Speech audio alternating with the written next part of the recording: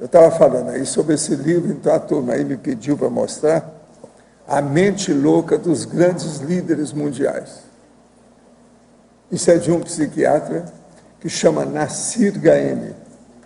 Essa edição aqui foi publicada, para vocês terem uma ideia, em 2012 agora, em Portugal, mas ele publicou isso nos States o ano passado. Agora, esse livro tem aqui umas hipóteses muito avançadas sobre o processo de psiquiatria. Então, a primeira coisa é o seguinte, que ele está tecendo algumas loas à doença mental, que a doença mental, às vezes, ajuda certas pessoas. Então, é isso que ele quer se empenhar em provar aqui, ao longo do livro dele. Agora, com isso, ele não pretende romancear a perturbação, mas agora ele mostra a realidade, como é que é. A anomalia mental significa ter temperamentos anormais. Agora, ele tem muita coisa controvertida que a pessoa precisa estudar com calma. Agora, só para vocês terem uma ideia, rapidinho das coisas, é o seguinte. Ele está falando aí dos dados ali do Grinker, que é o homocrítico, é aquela pessoa que segue uma regra comum. Então, eles acham que o homocrítico é uma das pessoas mais próximas do sadio, da pessoa normal. Mas isso, não me convence nada ainda por enquanto, tudo que eu estou falando aqui não. Agora, ele também estabelece crítica aqui na Escola da Terapia Cognitivo-Comportamental, a TCC, que hoje está na ponta, né? Então, ele fala o seguinte: esses técnicos creem que a depressão torna as pessoas mais irrealistas do que as pessoas normais. Muitos profissionais da saúde mental, em especial os psiquiatras, rejeitam o realismo depressivo em favor da terapia cognitivo-comportamental. A depressão é como a ilusão. Em dose moderada aumenta o realismo, mas a inexistência ou o seu excesso conduzirão a pensamentos torcidos e delirantes. Essa perspectiva é relevante para todos os graus de depressão, até para os mais graves.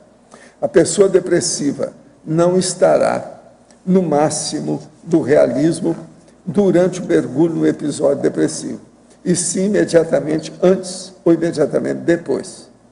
Antes, muitas pessoas com doenças depressivas sentem-se ligeiramente deprimidas. Não se lhes pode diagnosticar um grande episódio depressivo clínico, mas também não se encontram completamente bem.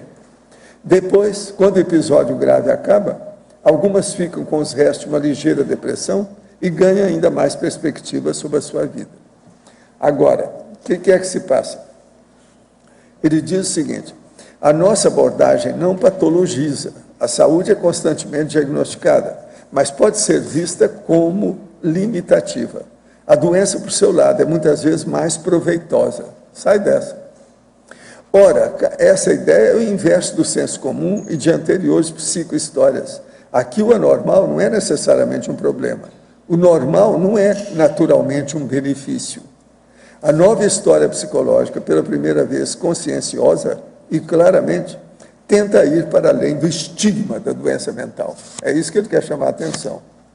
E fala mais alguma coisa nesse sentido. Agora, o que eu vejo é o seguinte: ele estabelece aqui uma série de estudo dos líderes, todos eles com processos mentais.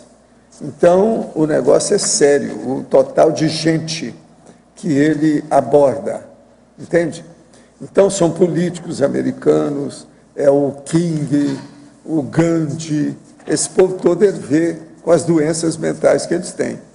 Então, ele fala o seguinte: uma pessoa que é bem normal, ela é ótima quando tudo está tranquilo, mas ela não serve para liderar quando tem um problema grande, entende? Então, o cara doido é que é o bom líder quando tem problema.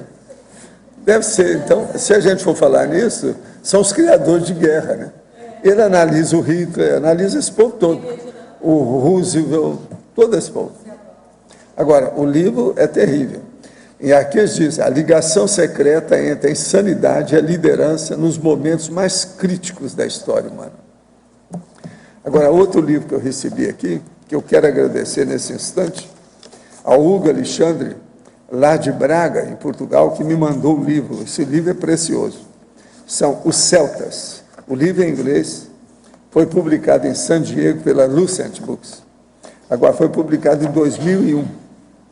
Agora, é muito interessante porque ele tem 100 páginas só, mas é cheio de ilustrações, de mapa com a história toda. Então, só da gente ver aqui o que é que os celtas eram na Europa, desde o século VI, antes dessa era nossa, até o século VII. E outra coisa, teve processo de guerra, inclusive com os celtas, em 1746 teve guerra com eles.